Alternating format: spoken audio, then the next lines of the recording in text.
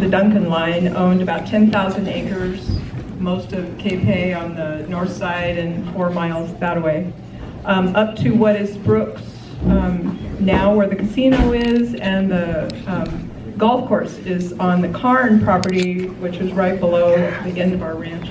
So I grew up here. I love the Capay Valley. I listened to my dad, who was descended from these people, and didn't pay enough attention. Years later, after going away and having a life, I came back to do some research, thinking I was just going to research my Scottish ancestors. The problem with that is that when you start talking to people in their 90s and 100 here in the Capay Valley, you find out that you're related to everyone. And as my mama, who was from Detroit, Michigan, said to my dad, the cowboy she married, there's a lot of cross-pollinating going on out there. And she's laughing because she's, what, 5th generation too? And it's true. So I was finding out more and more and more people to talk to, and I started with just what did I not know and what was I curious about when I lived here and what did I want to find out, so I started there. And it wasn't meant to be a book, but it turned into one. 440 pages, full color, and after 4 years of doing research, people were asking me to bind it to them. But everything in this book, including at least 16 pages devoted to the history of blacks in Capay Valley and Yolo County, but mostly I'm interested in Western Yolo, is in the book, but it's also on the website for free. So greatercapayvalley.org, click on journals, and everything in this book is there. You can just read it right through. And then, because I was doing all this research, I spent a lot of time at the Yolo County Archives, and we have a joint table in the back. I asked if Lon Springer would print out the 16 pages I had on the history of blacks here, because, as was pointed out, we had this gathering here in Gwynedd for a reason. There was a large black population here starting in the 1890s. Started with the Logan family, and there's some Logan descendants here today. And we have the Logan Cemetery. It's on private property, but if you're in the know, you can go up to the Logan Cemetery. But I wrote about all that. I got a lot of history on that. And it's in the little booklet we sell for cost back at the table if you're interested. Also in my book was a history of the Hill Patwin. There were people here before my Scottish ancestors arrived, obviously, and before the blacks arrived in the 1890s. They were here for 8,000 years, or forever, depending on who you ask. So it is their tradition that they were here forever, but the archaeological research will show that they were here for at least 8,000 years. So when I first came back and wanted to research my Scottish ancestors, I went to the tribe that is part of the larger Winton Nation. And I asked if I could get their history so I could write about it and honor the fact that there was obviously someone here before my ancestors arrived. And they didn't really want me to write their history, which as you can imagine. So I thought, well, I have to write about it anyway. I'm not going to just act like we showed up and that was it. So I have a great history and respect for the people who were here for 8,000 years before. This became a Mexican land grant. Cañada de Capay was a Mexican land grant, almost the entire Capay Valley. When California became a state in 1850, that land became available for sale, and then my ancestors and all the other pioneers were looking for land. They started buying pieces of it. So my great-grandfather and 5 of his siblings came from Missouri and bought, and married into other families and gave plots to their kids. And some of these pieces of property were really big for that reason, but they didn't have any money. They were refugees. They came from Missouri as indentured servants and drove cattle to get to California so they could get to the gold fields and had to work off their debt. One of my ancestors was J.D. Stevens, also came from Missouri in 1852 or 3. He brought with him someone he bought out of slavery from his own family. Basil Campbell factors significantly in the Capay Yolo County history. He's in all our history books. Basil Campbell was the largest black landowner, the richest black landowner in Yolo County, probably by the 1860s, but certainly by 1900 when he made the history books. And because of him, I've done that research because I'm fascinated by his story and I'm writing a book about him, but he was what we would call the Adam.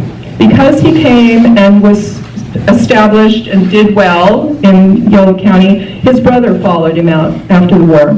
And anyone who knew either one of them started following them out. So the Logan family was familiar with them, and they followed them out. And Greenberry Logan eventually left the area where they were, down in the Dunnigan Hills, Fairview, Hungry Hollow, north of Sparta and Capay, and made it up here, and then established a colony where other people followed. So in genealogical research, we call that the atom, who follows them and where they disperse to. It was fascinating to me. So I could finally figure out why. When I was going to school in Esparto, the only African Americans that I knew in that school all lived in Monroe. Now, Dr. Jackson and I have talked about this before. While I grew up in a very multicultural valley and we didn't have a lot of racism, I wasn't even aware of it until I was in high school. Because by then, we saw on the television the atrocities that were happening in the Deep South, and I was about the age he was talking about when I first started going, whoa, that doesn't happen here. And I always figured the reason we all got along so well is that you had to play nice. If you were going to have a ball game in a tiny little high school, everybody had to get along. So I just assumed it was that. But when I did the research, well, there was some racism here, that's true. For the most part, we didn't. We never had segregated schools. California was a free state. When you look at the pictures in the old historic pictures of schools that I have in my book, every different race is there. They all went to school together. There's my little gray-eyed blonde grandmother sitting in the middle of all the different colors and all the different ethnicities. So that was my experience. It wasn't until I was in high school that I realized that that wasn't really the case. There was a lot of subtle racism going on. I had to ask my parents about it several times, like when old Mr. Hackett, Roy Hackett, who might have been called Sir, came into the tavern one time, and Dad and I were sitting there, and some of the old guys sitting at the bar called him Boy. And I thought, well, that's odd. So Dad and I got up and followed him over to the table because he wouldn't sit with us at the counter. And we bought him a cup of coffee, and we sat there and talked, and we came out, and I said, Dad, those guys are younger than Mr. Hackett. Why would they call him Boy? My dad said, you know, small people have to make other people feel small so they can feel bigger. I'm like, what? But in the census, they're all named Ah. A-H was the last name of everyone out here. And I had to do some research to figure out what that was all about. The orchards went in because the railroad wanted crops that they could profitably haul out of this very lush valley on their trains. And when they needed orchards, what did they do? They looked for orchardmen. So the Japanese Americans who came here to put in the orchards were living in the upper part of the valley, and I had to get to the bottom of that. So I thought, no, all the Japanese I know live between Esparto and Woodland. We've all worked in the summer on the tomato farms and the alfalfa farms and for the Japanese families. Well, okay, 1940s, many of them were living up here because they bought ranches and farms because they put the orchards in, and of course they were taken away. They lost their businesses, they lost their ranches and farms, and they didn't come back to the Capay Valley, which would explain why they weren't up here when I was a kid. So, you know, one heroic piece of news there I got to when I was doing the research on the Japanese Americans. They said there was one family up here in Rumsey who kept the farm of the Hatmaker family going while they were gone. For 4 years he farmed it, he kept half the money, and when they came back he gave them that half so they could start over. And that family still farms in the area that I'm talking about between Esparto and Woodland. I had no idea. It wasn't in our textbooks. Very little about the Native American people in the textbooks. That time I was in school, of course. Very little about slavery and African Americans' atrocities in this, and nothing about the internment of the Japanese. So I had to come back to figure out what drove all of this. So that's what my interest was in that. Now I've saved the Native population kind of for last, because in their culture everything is cyclical. So they were here first, and they were pushed by the federal government off to Rumsey to a reservation to make way for this land grant to be sold to the pioneers who were arriving, to make way for the railroad. Later, they were pushed to Brooks area, and so they owned that area of the reservation, and they started with a bingo parlor.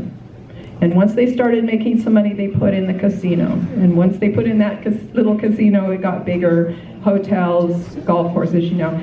Last count, they had bought back about 7,000 acres of the Capay Valley of their historical land.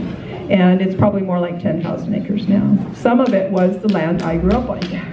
Some of it was the land I grew up on because where the Duncans were buying was the old, we called it Duncan Grove when I was a kid. There's a historic oak grove. There are several in the country that are huge, mostly in Spain. But one of them here is actually quite famous.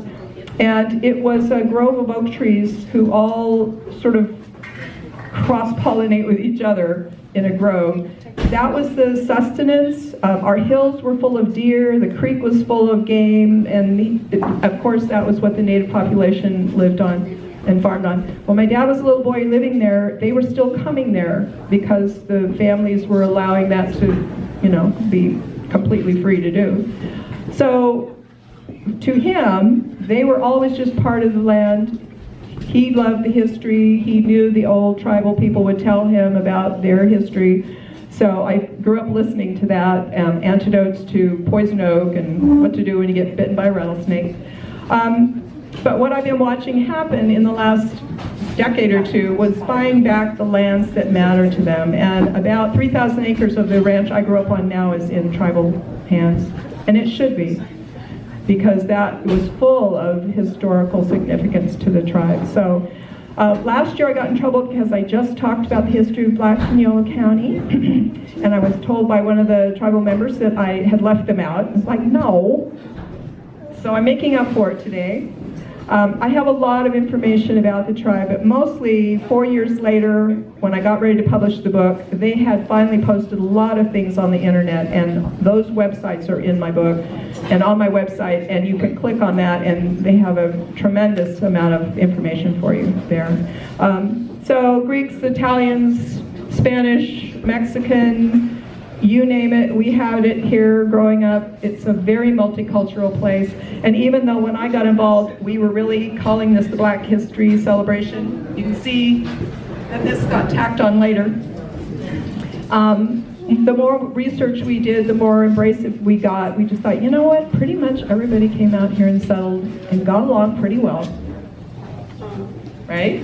So it's a very special place. I love that you're here, and I come here every year. I just want to put a little plug-in for the essay kids. I teach at Woodland High School now. I'm an English teacher.